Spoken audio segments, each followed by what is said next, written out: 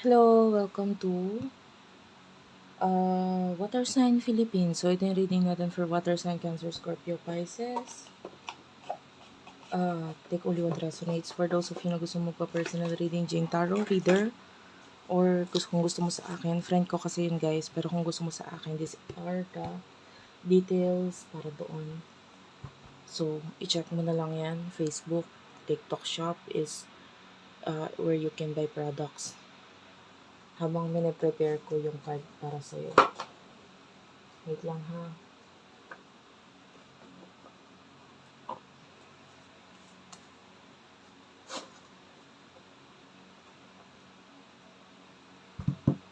Let's start.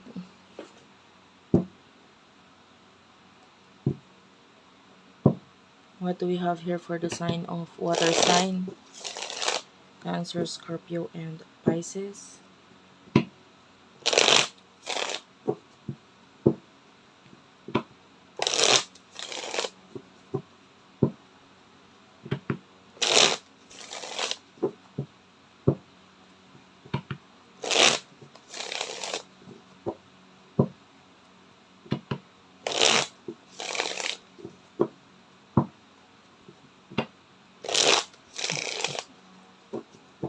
For the sign of water sign. Isang shuffle na lang. Pa-comment naman po dyan sa baba. Kahit po heart-heart lang smileys, malaking bagay yun sa akin. Nagpapakita ng suporta, pagmamahal mula sa inyo. Four of Wands. Six of Cups.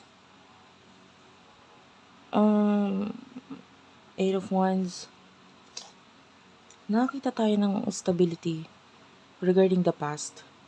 I don't know if it's a past person or previous job. May nakita nga pala akong paan ng kabayo. So this is like a lucky sign. I mean, it's like a symbol na parang paan ng kabayo.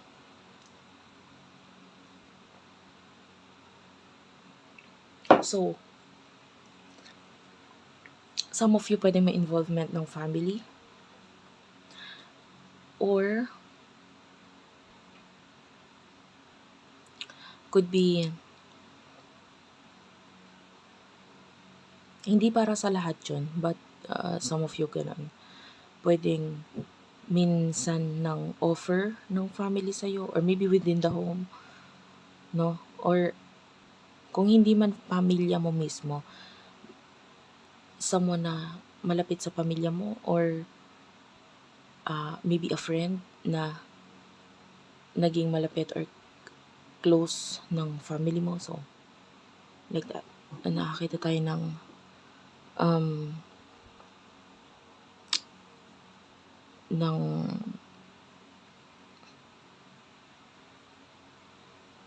like stability pagdating dito. A person or a career in the past na pwede magbigay ng stability sa'yo. Could be an offer of a family or yun nga, malapit na kaibigan.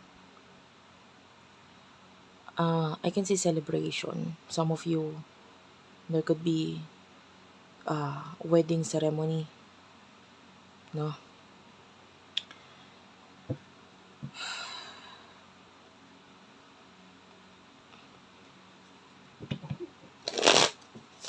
So, pwedeng may invitation or soon may mababaltaan kang invitation about a wedding.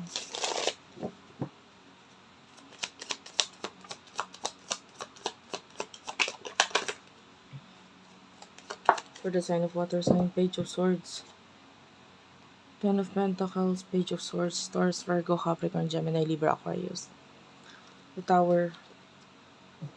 The person that you're dealing with, o yung iba sa inyo, maybe you are the one getting married.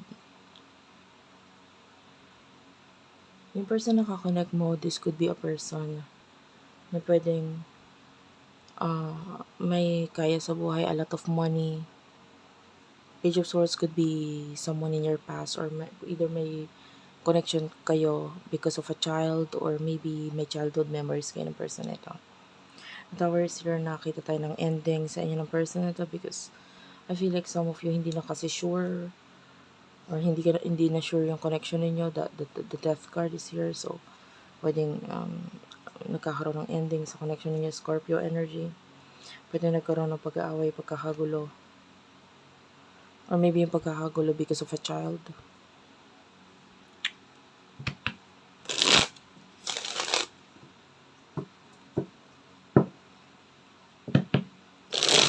Ano yung emosyon ninyo sa isa't isa?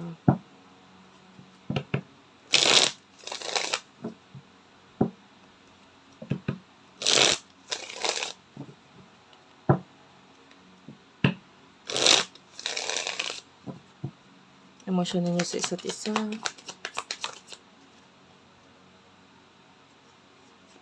The Hierophant, King of Pentacles,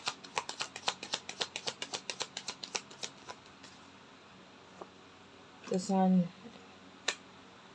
and the Knight of Pentacles. Bottom of the deck is the Six of Pentacles. Although nagkaroon ng ending dito, nakita natin na naging lesson naman kayo ng bawat isa. The King of Pentacles, I feel like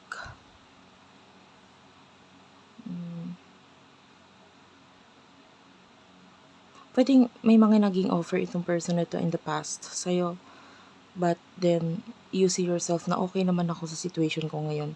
Hindi ko gusto yung or hindi ko kailangan ng offer na yon. So maybe you rejected the offer. No? And sa ngayon, happy naman itong person nakakonect mo.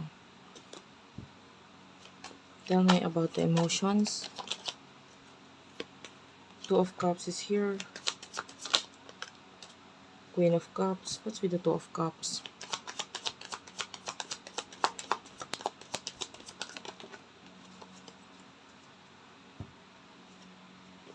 Temperance and the Five of Swords. Yung iba sa inyo may mga bagay na ikina-cut off because kailangan ng peacefulness, no? Sa connection sa relasyon. Maybe meron kang kinut off or iniwan or nilayuan na person para maging tahimik or okay lang ang lahat. And the person na kinut off mo is part of you love this person or itong person na to loves you so much. Ganun, pareho kayo. You do have a lot of love. Pero kahit ganun, you need to cut off someone in your life kasi para tahimik lang ang lahat.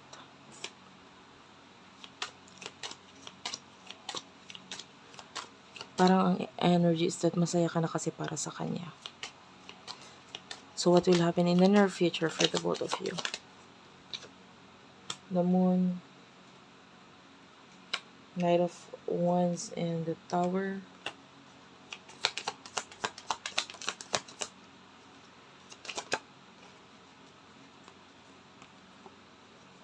Four of Pentacles, Nine of Cups, King of Swords, clarify the Tower,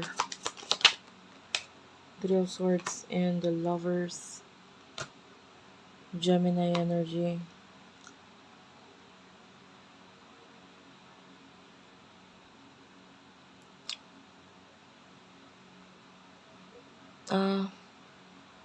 Gusto ko tanungin muna before, kasi I can see an ending.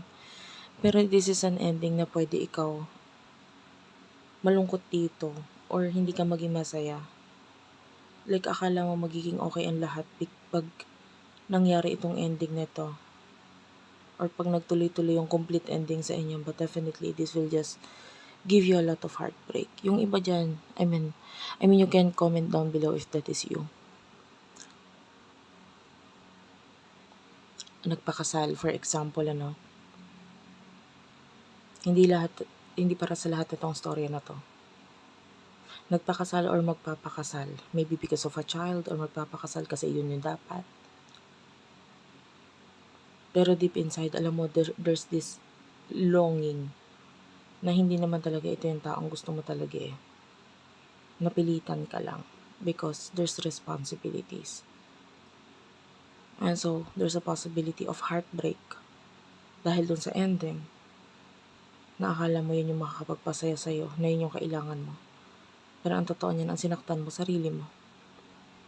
Hindi lang naman yung person dito na involved ang pwedeng masaktan, but this could be you in the future na nasasaktan. So, think before doing something na pwedeng pagsisihan, malungkot ka, no?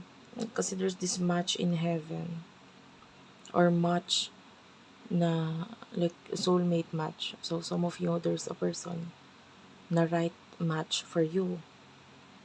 And maybe, nilagay mo lang itong person to as an option. And in the future, the Four of Pentacles, because masyado ka nag-ingat, masyado mong inisip yung kapakanan ng iba, or yung sarili mo, itinago mo yung emotions mo, there's a possibility na in the end, yung taong ika-cut off mo would be the person na dapat naman talaga or nakatadhana dapat talaga sa'yo. And tendency this would lead into major heartbreak kasi maaaring huli mo ng lahat, huli na bago mo realize ito. Okay? So, yun yung nakukuha natin. Thank you for watching. I love you all and bye-bye.